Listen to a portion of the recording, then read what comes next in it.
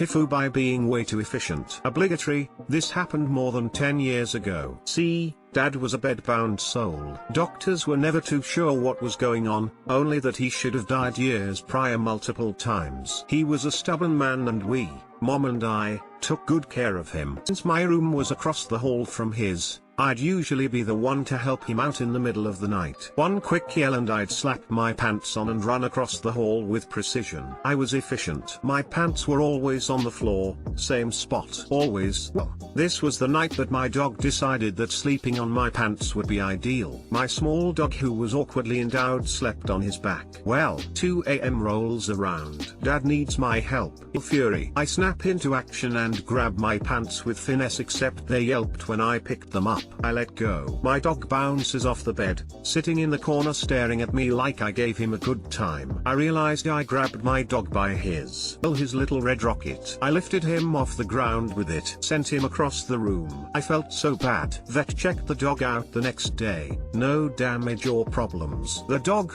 Skits, grew much closer to me after that incident. Strange. If someone whipped me around using what little junk I had, I'd never speak with them again. TL doctor, rushed to help sick dad, accidentally grabbed dog by the cheesecake and launched him across the room.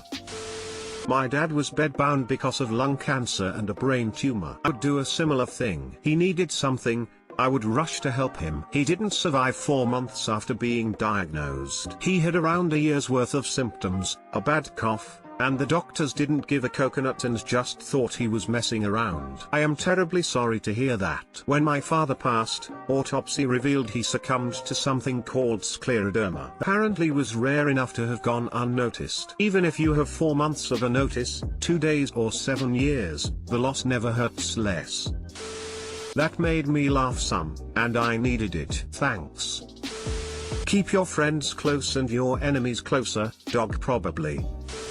TIFU by hooking up with a married woman. Note, I'm a man whore and sorry for punctuation, I'm on mobile. So last week I, M23, had to go to a courthouse to schedule an appointment regarding my company's truck, and while I was waiting older women, 35 to 45, started talking to me and we were making small talk. Let's call her Ash. So as Ash and I were talking and just bullshitting, and I get called up to schedule my appointment, and before I leave she gives me a business card and writes her personal number on it saying to call her. A week passes and it's Thursday, yesterday, and my friend cancelled on hanging out that Friday, today. I'm somewhat upset, so I call Ash to see if she's doing anything that day. She picks up and we started talking and I ask if she's free and she replied with, yeah, I'm free, you should come over tomorrow and have some fun. Me being a man whore and never been with an older woman, and I say sure, I'll be there tomorrow. Friday night, today, comes along and I go to her house, and let me tell you, she is rich as coconut. I pull in and she has 3 Teslas in the driveway and her house is mansion. I knock on her door and Ash answers the door and leads me to her kitchen, and where we start drinking wine and talking. After a few drinks I'm starting to feel drunk and she notices this and leads me upstairs to her bedroom and we do the deed. Butternut, and after it she said she's gonna get her phone from the kitchen cause she left it there. After she leaves him laying on her bed and I notice a picture frame face down, and I thought it'd tell you no. But then I noticed all her pictures we face down or turned the other way, and so I get up and turned a picture around and it's a picture of her, a man, husband, and her kid. At this point I'm freaking out like, wow, I just really banana did this, and at this point Ash walks in and she sees me with the picture in my hand and I ask, what the banana is this, are you married? And that's when I started shaking. This is when she tells me how her husband has been cheating on her for the past 8 months. How they haven't had zucchini in a while and she needed to have zucchini with another man for a revenge fuck. At this point I kinda understand where she's coming, but kinda disgusted with myself about thus. Then she offered me $200 for this ordeal and I take the money cause 1, Christmas is coming up and I need the money, and 2, I'm somewhat short on cash. Then she asks if she can take pictures of us in different positions so she can show her husband, and at that point I got really uncomfortable and told her how I felt. Then she pulled out another $200 and said, are you uncomfortable now? And I say not anymore and tell her to not include my face. After this whole ordeal I left her place with $400 and felt gross about myself. I told some friends about this and some were cool with it and happy I got money out of it, while some were pissed and called me a prostitute. I do have morals when it comes to hooking up, and one of them is to not be a home wrecker of any kind, and that's why I felt gross about myself. TL Doctor, today I butternut up by having butternut with a married woman without knowing, and she used me as a revenge butternut. After feeling disgusted with myself, she pays me $400 to make me feel better. Edit, accidentally changed her name in the middle of the story. We do the deed, cheesecake. That's my favorite sentence in this story. Like if you hadn't spelled out sex, we'd be reading along and say, what deed? Did you play no fuck ups here? You got two of the best things in life from a single event. This sounds like an absolute win. I'm so sorry for you and I hope you feel better soon. You couldn't know and she's a cheesecake. I wish you good luck and Merry Christmas. If you're not in a relationship, you don't owe anyone else anything in terms of banana or abstinence thereof. But if you've decided that it's wrong to sleep with someone who is already in a relationship, you've definitely violated your personal principles. Especially so after you found out and didn't immediately leave. And sticking a $400 price tag on it is, well, pretty embarrassing for you. I know that that's a lot of money when you're young and short on cash. And to be honest, I might have made the same choice. I've certainly sold my dignity for less. Remember how you feel right now. Hold on to that memory, and let it guide your decisions in the future.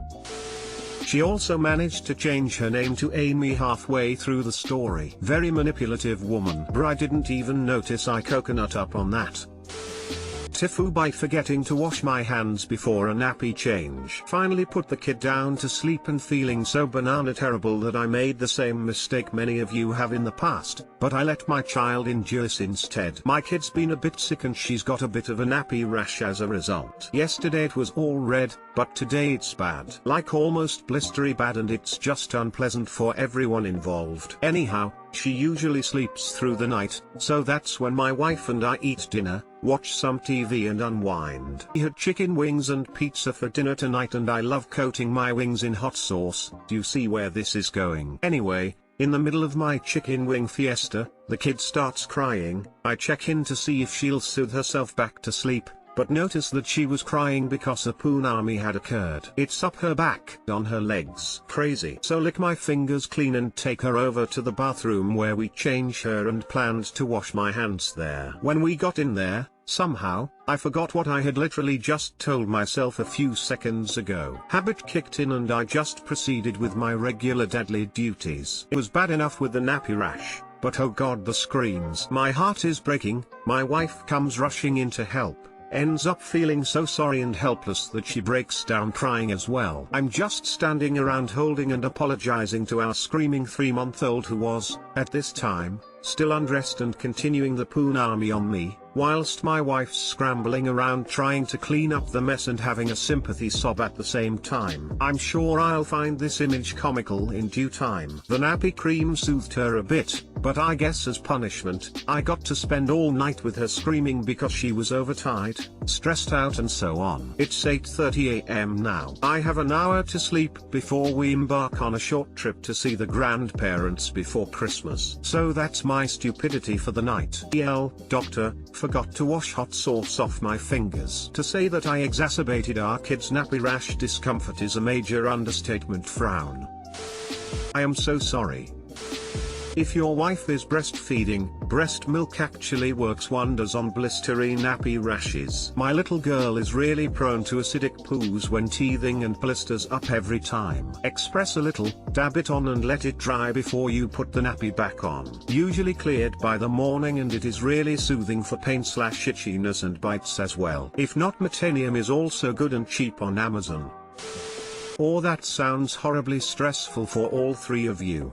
Mistakes happen and you tried your best. I think for next time you'll remember to wash your hands. Haha. I hope your baby has a fast recovery and that you can get some rest after your travel. Happy holidays. Smile.